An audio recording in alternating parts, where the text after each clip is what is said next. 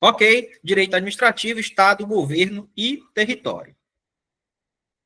Vamos lá, pessoal. Conceito de Estado. Muniz, o que é o Estado? O Estado é uma entidade jurídica,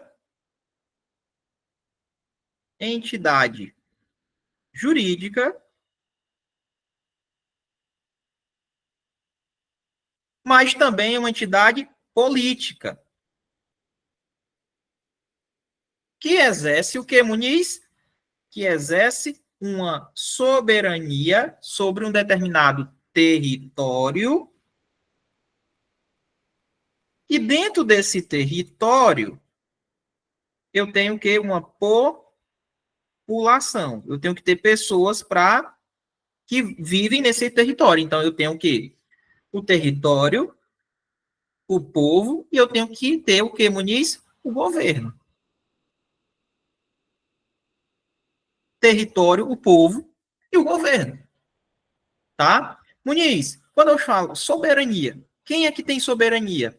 Será que é a República Federativa do Brasil? Ou, por exemplo, um estado, o estado do Ceará, por exemplo, ele tem soberania ou é a República Federativa que tem soberania? Coloca aí no chat. Será que é um estado, o Tocantins, a Paraíba? Será que esses estados, essas entidades, elas têm soberania? Não, pessoal, não tem soberania. Tá? Quem vai ter soberania é a República Federativa do Brasil, que é formado pela União, pelos estados e pelos municípios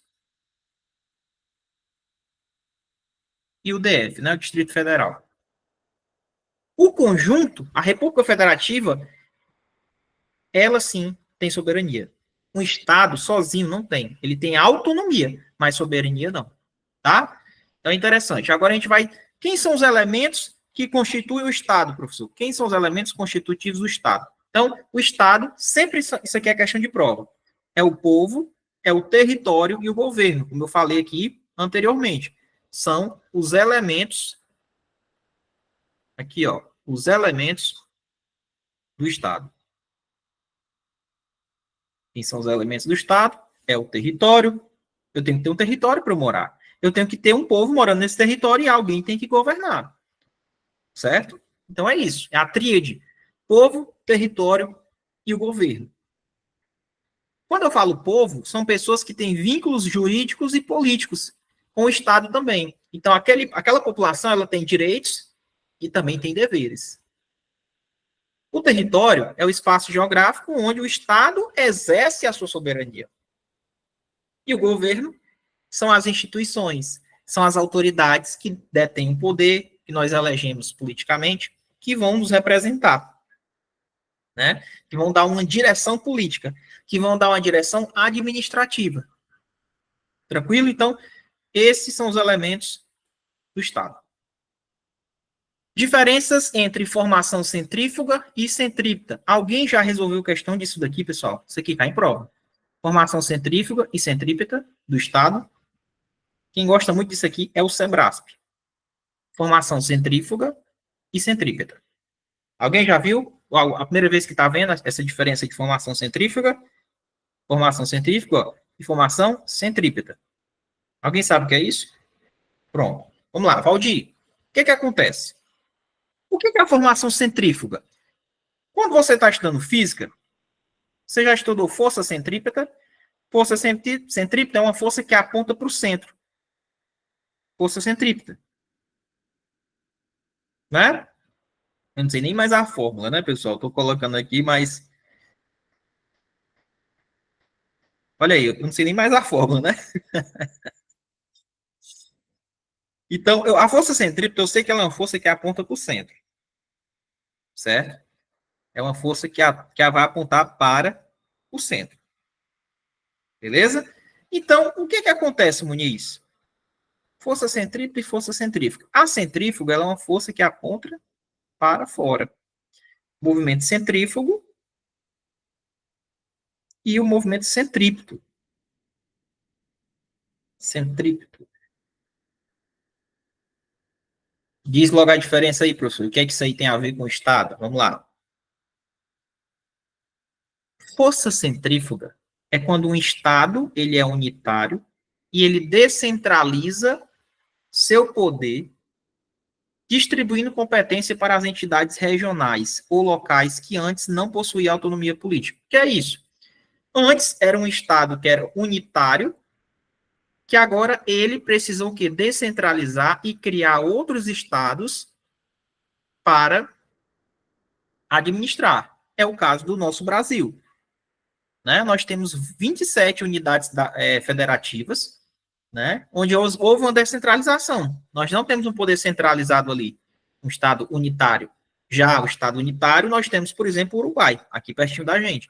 Então, quando há uma descentralização de poder, onde você distribui as competências para as entidades regionais, que antes não tinham autonomia política, por exemplo, quando eu tenho 27 unidades da federação e todas têm autonomia política. Ou seja, do centro para fora. Isso é centrífugo.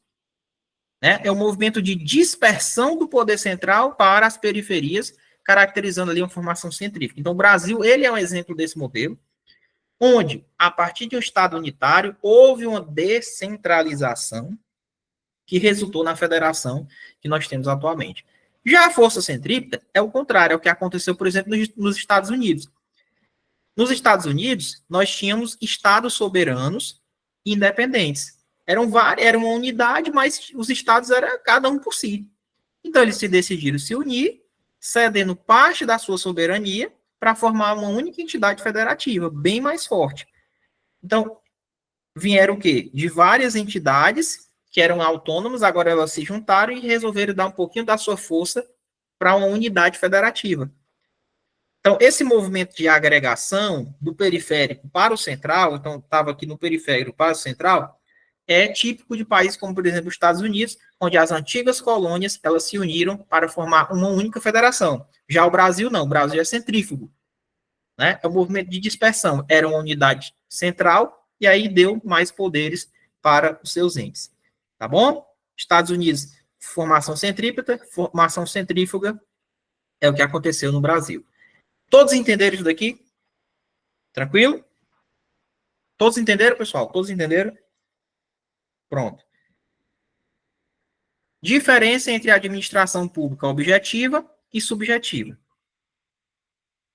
Qual a diferença, Muniz? De uma administração pública objetiva e subjetiva. Isso aqui cai mais em prova. Ó. Sentido subjetivo, sentido objetivo.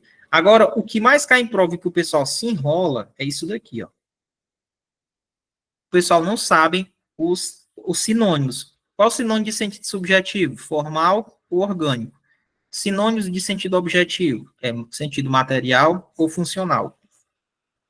Tranquilo? O que é administração pública em sentido subjetivo, Muniz? Vamos lá.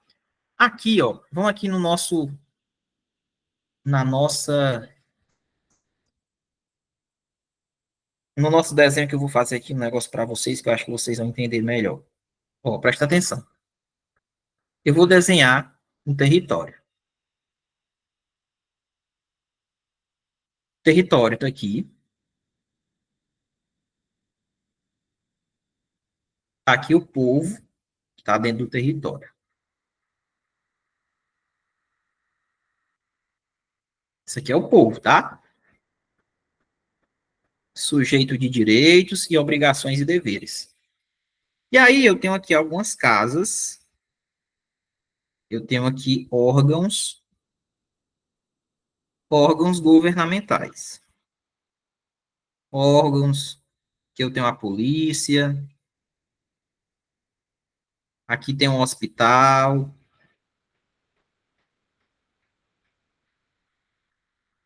Deixa eu ver mais. Aqui eu vou ter tribunal. Isso daqui representa quem? O terceiro elemento do Estado. Quem é o terceiro elemento do Estado? Governo. Quando eu falo governo,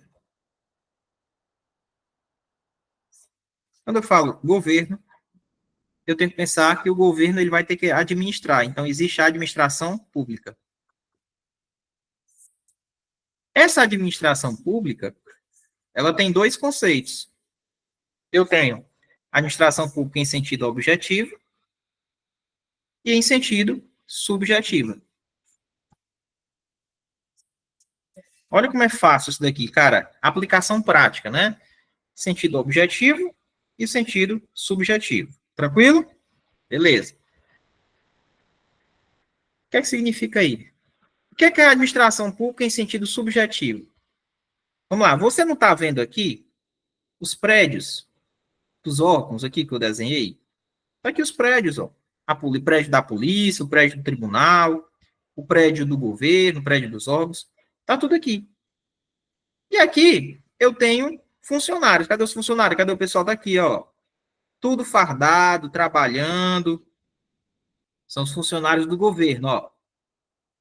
Então, o funcionário do governo, mais o prédio, que você está vendo que tem lá uma fachada com o nome do órgão, o funcionário mais o prédio é o que a gente chama de administração subjetiva. Como assim, professor? De uma maneira mais didática. Porque as pessoas que trabalham e os órgãos é o que você está vendo. É o que eu estou vendo ali, as pessoas fardadas e os órgãos, é a administração pública em sentido subjetivo. E o que é a administração pública em sentido objetivo, professor? O que seria? Sentido objetivo é muito fácil. Se eu tenho a polícia, quando eu tenho um carro da polícia, por exemplo, aqui, ó, atendendo esse cidadão aqui, que acabou de ser assaltado. Ele tá aqui, o carro da polícia atendendo, tá aqui o carro do bombeiro, por exemplo, aqui, ó, bombeiro militar apagando fogo aqui da casa da pessoa. Aqui é a casa da pessoa, né? Tá lá apagando fogo, ó. Isso aqui são os órgãos do governo te ajudando. Então, essa atividade em si, da polícia estar patrulhando, do bombeiro estar apagando fogo, isso, a atividade em si, isso se chama administração em sentido objetivo. Como assim? Então, em sentido objetivo é o trabalho, é as atividades, é a polícia prendendo a pessoa. E a administração em sentido subjetivo é o que você vê. Você está olhando com seus olhinhos aqui, ó. Pessoal fardado. Entendeu? Então, de uma maneira mais simples de explicar isso daqui. E isso aqui é o Estado. O Estado é formado pelo povo, território onde as pessoas moram, e o governo. Ah, professor, mas quando eu pego a administração pública, ela se baseia em cima de dois princípios. Quais os principais princípios do regime jurídico? Nós temos a supremacia do interesse público e nós temos a indisponibilidade. Como assim?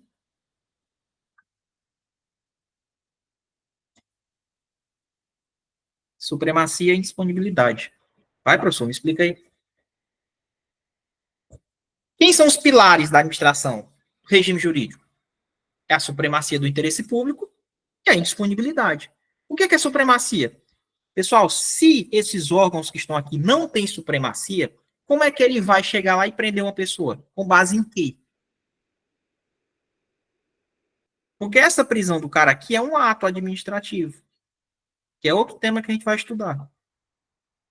Mas o cara do governo só vai conseguir te prender ou apagar o fogo porque nós existimos um negócio chamado o quê? Supremacia do interesse público. Então, é como se aqui eu tivesse a administração aqui em cima e o particular aqui. Os interesses do coletivo,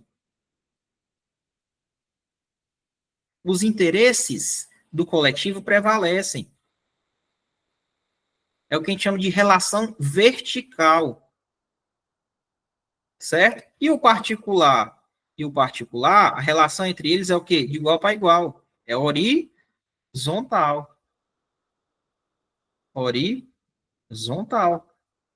Então, professor, quer dizer que os interesses da coletividade prevalecem sobre os interesses particulares? Sempre. Sempre. Sempre. Então, quais são os princípios do regime jurídico? Supremacia do interesse público e indisponibilidade do serviço público. Professor, mas o que é indisponibilidade, hein? Assim como a administração tem supremacia, alguma coisa tem que frear ela. Imagina ter só supremacia, ia ter muito autoritarismo. Os caras do governo iam chegar lá, não, é assim que tem que fazer. Peraí que eu vou botar aqui para trabalhar com meus familiares. Tem negócio de fazer concurso público aqui, não. Vou botar meus familiares. Ei, eu sei que tu tem supremacia, mas calma, companheiro. Calma. Tem que alguma coisa frear isso daí. Então, qual é o princípio que vai frear a supremacia? É a indisponibilidade. Indisponibilidade quê? Indisponibilidade do interesse público. A indisponibilidade é o seguinte: você pode até contratar pessoas para lhe ajudar, mas você só pode contratar por concurso público. Ah, então, pois é um freio à supremacia. Então, o princípio da supremacia do interesse público e a indisponibilidade eles se complementam. E toda essa administração aqui, esse pessoal que está aqui, ó, eles têm que obedecer o quê? O LIMP. Legalidade, impessoalidade, moralidade, publicidade e eficiência. Todos eles têm que obedecer isso daqui. Todos. Além desses princípios aqui que estão na Constituição Federal, eles têm que obedecer, sabe o que mais? Os princípios que estão implícitos. Quais são os princípios que estão implícitos? Autotutela, continuidade do serviço público, motivação. Então, a administração, ela se baseia no LIMP, legalidade, impessoalidade, moralidade, publicidade e eficiência. Legalidade é porque ela só faz o que está na lei. Impessoalidade é porque ela não pode tomar partido. Ela tem que ser o quê? Isonômica. Se for contratar o pessoal para trabalhar, contrata por meio de concurso público. Moralidade é porque as ações da administração têm que ser morais. Tem que ser algo moral. Respeitar a ética. Publicidade. Tudo que a administração fizer tem que ser público. E a eficiência é porque é a questão dos gastos. É você entregar para a população de uma maneira mais econômica, mas também de uma maneira que economiza o dinheiro do Estado, que na verdade é você que está pagando imposto para manter aquilo ali. Então, utilize o dinheiro de maneira eficiente. Então, esses são os princípios que a administração tem que manter. Então, vamos lá. Começou lá da formação centrífuga, que é a formação que o Brasil tem, que é uma formação que foi feita o seguinte: ela era centralizada e depois foram descentralizados, criados os estados, as 27 unidades da federação, né? E aí se formou o quê? O Estado. A República Federativa do Brasil, ela é soberana, porque os estados eles não têm soberania. Quem tem soberania é a República Federativa do Brasil. Quem são os elementos do Estado? Tem que ter alguém para morar, que é o povo, o território onde as pessoas moram, delimitado, e o governo. O governo é a administração pública.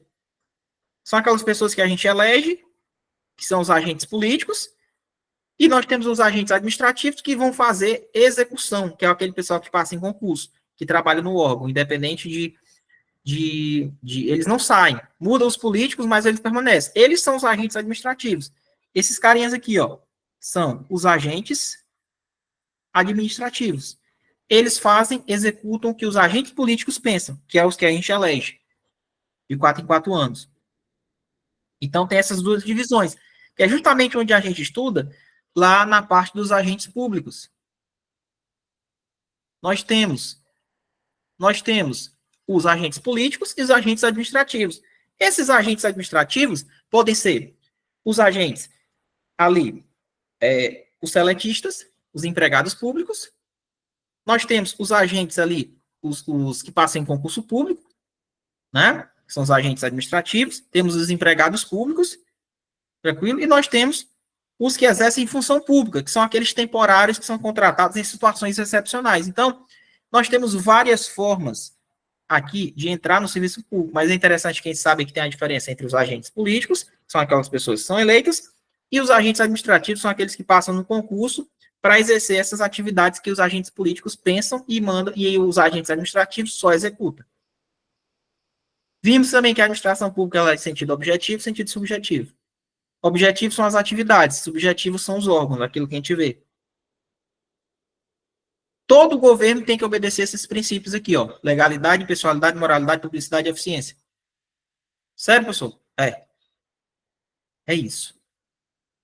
Pessoal, deu para entender até agora? Voltando aqui, ó. Vimos aqui a formação centrífuga. Vimos aqui a diferença de sentido subjetivo para objetivo, ó. Subjetivo é o formal ou orgânico, também chamado. São as pessoas jurídicas, são os órgãos, são os agentes públicos, como eu falei. Em sentido subjetivo, ou também chamado de material ou funcional, decorem isso daqui, hein? São o quê? São as atividades que são exercidas pelo Estado para atender às necessidades coletivas das pessoas, o poder de polícia, o fomento, a intervenção. Tranquilo? Já falamos da soberania. Quem é que tem soberania? A República Federativa do Brasil. Certo? Eles têm soberania. É um atributo do Estado.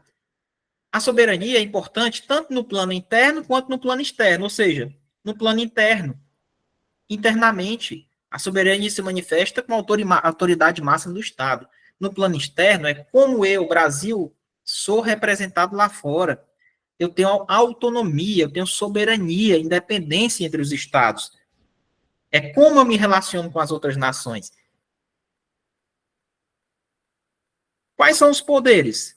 A gente viu aqui, no nosso mapa mental aqui louco, que no governo eu vou ter 3 tipos de poderes. O poder legislativo, o poder executivo e o poder judiciário. O poder legislativo cria as leis, o poder executivo executa o que é criado no poder legislativo, e o poder judiciário, quando tem briga, confusão, ele vai resolver os conflitos. É isso. Então, esses são os 3 poderes. Eles são o que, Muniz? Está aqui, ó. No governo, eu vou ter os 3 poderes que são independentes e harmônicos entre si. Eles não são subordinados. Não é que o poder legislativo é subordinado ao poder executivo. Não. Eles são o quê? Independentes e são harmônicos entre si. Então, tá aqui os 3 poderes, ó. Poder legislativo, executivo e judiciário. Legislativo, executivo, judiciário. O legislativo faz as leis, o executivo implementa o que foi criado com as leis, e o judiciário interpreta e aplica a lei quando tem conflito. Tranquilo? Show. No Brasil, pessoal, é o seguinte, nós temos 27 estados. Cada estado tem os 3 poderes. O estado da Paraíba, por exemplo, tem poder legislativo, executivo e judiciário. O estado do Ceará tem executivo, legislativo e judiciário. Nós temos os órgãos federais, a esfera federal, a esfera estadual, a esfera municipal. Na esfera municipal, não tem poder judiciário. Só vai ter poder judiciário no estadual e no federal. 4. Natureza, fins e princípios da administração pública. Na verdade, pessoal, isso aqui é muito simples. Muito simples. O que é isso aqui, ministro? Ó. Natureza, fim e princípios é o que eu já falei. A administração tem que obedecer esses 5 princípios: legalidade, impessoalidade, moralidade, publicidade e eficiência. O que é a legalidade? A administração só pode agir conforme a lei. A lei é o que garante os respaldos às suas normas jurídicas, todas as ações que a administração for fazer. Impessoalidade é o seguinte: todos os atos que a administração for fazer é sem favorecimento e sem discriminação. Moralidade é o quê? As ações que a administração faz têm que ser o quê? Pautadas na moralidade, padrão ético, probidade. Por isso que existe a lei de improbidade, ministro? Por causa disso. O princípio da publicidade é o quê? Tudo é o que você vê no Instagram aí. Todo órgão tem um Instagram para mostrar o que está sendo feito. Os atos administrativos, eles têm que ser o quê? Transparente, acessível ao público e tem que ser assegurado o direito à informação. Tem que saber. Eficiência é porque, na verdade, a gente busca otimizar os recursos públicos, porque você está pagando o imposto, você quer que seja aplicado da maneira correta, oferecer um serviço de qualidade para a população. Então, esses são os princípios que estão explícitos. Eles estão na Constituição Federal. Mas você também vai ter que obedecer outros princípios, que é o quê? Que é os implícitos. Eles não estão escritos na Constituição, porém também devem ser obedecidos. E para a gente finalizar aqui, ó, a administração pública direta e indireta. Eu disse que, bem aqui no nosso desenho, a administração pública, em relação às suas definições, ela tem sentido objetivo e sentido subjetivo. Mas também, a administração pública ela tem outra divisão. Ela tem a administração pública direta E a indireta. Como é isso aí, Muniz? De uma maneira mais simples. Vou te ensinar aqui. O nome ele é muito autoexplicativo. O que é direta? Uma coisa direta. O que é indireta? É quando você usa outra pessoa para poder ajudar você. Não é você que está fazendo, é uma outra pessoa que está prestando o serviço, mas não é você. Entendeu? O que é a administração pública direta? É quando esse carro da polícia, esse órgão da polícia, esse órgão do bombeiro aqui, é quando a Secretaria de Educação, que está bem aqui, ó, SEDUC, é quando o professor que foi contratado pelo Estado está dando uma aula. É quando a polícia que foi contratada pelo Estado está prestando segurança pública. Isso é administrar diretamente, porque o Estado contratou e ele mesmo está botando pessoas para prestar diretamente o serviço. Isso é direto. O que é indireto? Indireto. Indireto é o seguinte: indireto, o próprio nome diz, prefixo in no português, ausência de direto. É uma coisa que é indireta. O Estado, ele não tem condição de prestar tudo. O que ele faz? Ele cria algumas entidades. Olha, eu vou criar o INSS para cuidar do pessoal da aposentadoria, dos benefícios. E aí, INSS, eu vou te criar, e aí é o seguinte, meu irmão, se vira aí, eu vou te dar autonomia, você tem personalidade, você faz o que você quiser, você tem dinheiro próprio, a rocha tá com você. Mas eu tô te criando, mas não é para tu fazer o que tu bem quer, não. Porque, na verdade, não é que você é subordinado a mim, mas eu tô de olho. Ou seja, eu estou ali controlando finalisticamente. Você é vinculado a mim, você não é subordinado. Ah, eu vou criar uma empresa pública de tecnologia, como existe aqui no estado, a ETICE, no estado do Ceará. É uma empresa pública que ela é criada para desenvolver tecnologias para o estado, para aplicar. Ah, entendi. Então quer dizer que o estado ele cria outros órgãos e meio que deixa uma independência, né? É isso mesmo. Mas não é independência, eles ficam vinculados à administração. Diferentemente de quem está na administração direta, ele manda prestar o serviço, ele manda apagar o fogo, ele manda prender, mas todo mundo ali é subordinado ao Estado, diretamente. Existe subordinação. Na administração indireta não tem subordinação, são entidades que elas são independentes, mas elas têm dinheiro próprio, autonomia, e elas conseguem prestar o serviço à população de maneira indireta. Eu costumo dizer que as entidades da administração indireta são os olhos do Estado em outra pessoa. Entendeu? Vamos voltar aqui. Então, tá aqui, a administração direta são os órgãos integrados à estrutura. A União tem sua administração direta, o Estado tem, o Distrito Federal tem. Por quê? Vamos supor, tem a Polícia Federal? Tem. Tem a Polícia Militar? Então, cada entidade, ela tem suas estruturas. E a administração indireta são as entidades que têm personalidade própria, né? E quem compõe a administração indireta? Aí eu vou ter as autarquias, as fundações, as empresas públicas, sociedade e economia mista, que vão desempenhar as atividades descentralizadas. Então, o Estado pode criar uma empresa pública, pode criar uma fundação, pode criar uma autarquia, uma sociedade de economia mista. E aí, de antemão, eu já digo que a autarquia ela é criada por lei e todas essas outras são autorizadas aqui por lei. Com exceção aqui da fundação pública, na verdade, a pública, fundação pública, ela é criada também por lei, tá? Mas a privada, porque nós temos a pública e a privada é que é autorizada por lei, tá? Mas a pública também é criada por lei. Enfim, a empresa pública, capital 100% do Estado, 100% de dinheiro público, Caixa Econômica é um exemplo.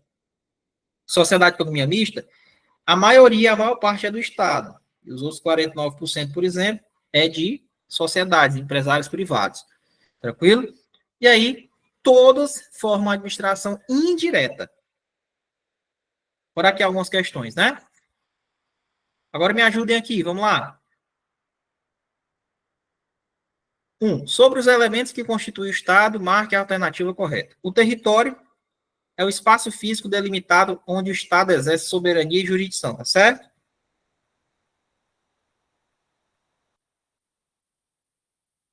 O território é o espaço físico delimitado onde o Estado exerce sua soberania.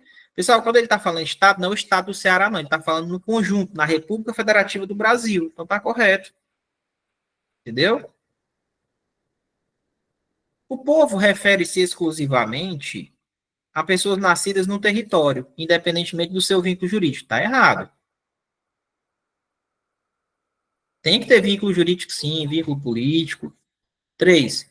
O governo soberano, ele é um conjunto de instituições que exerce o poder político e administrativo. É, isso. Isso mesmo, correto. Então, gabarito aqui, 1 e 3, letra C. Próxima, 2. Qual das alternativas apresenta corretamente a diferença entre formação centrípeta e acentrífuga? Vamos lá, pessoal. Na formação centrífuga, os estados unitários descentralizam competências. Na centrípeta, estados que eram independentes se unem e cedem parte da sua soberania. Letra B. Letra B. Sem medo de errar.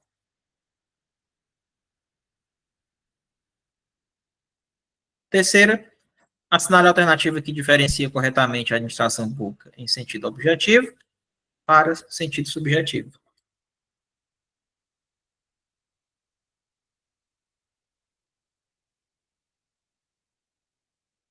Vamos ler aqui o que a gente marcaria nessa.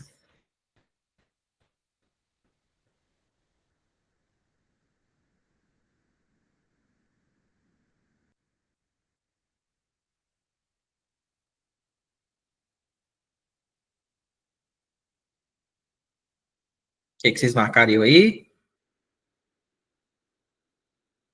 Vamos lá, pessoal. Deixa o professor feliz, que eu quero ver se vocês sabem.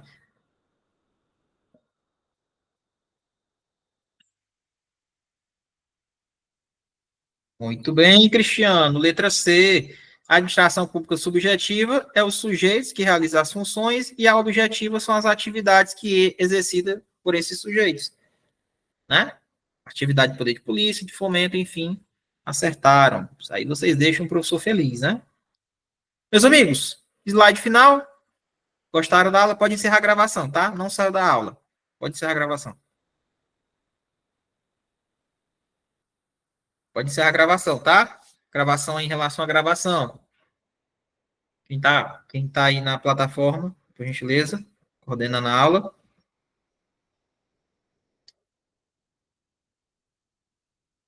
Quem está coordenando a aula, por gentileza, aí, pode encerrar a gravação, ok? Não saiu da aula, tá, pessoal?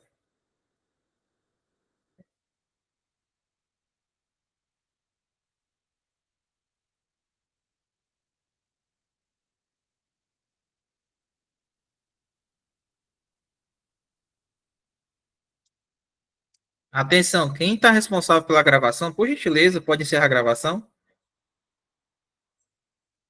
Ih, rapaz, acho que dormiram no ponto, hein?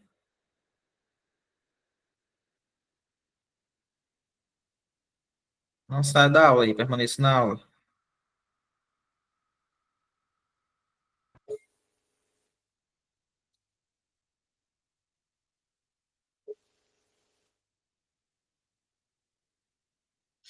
Tiago, o gabarito da primeira questão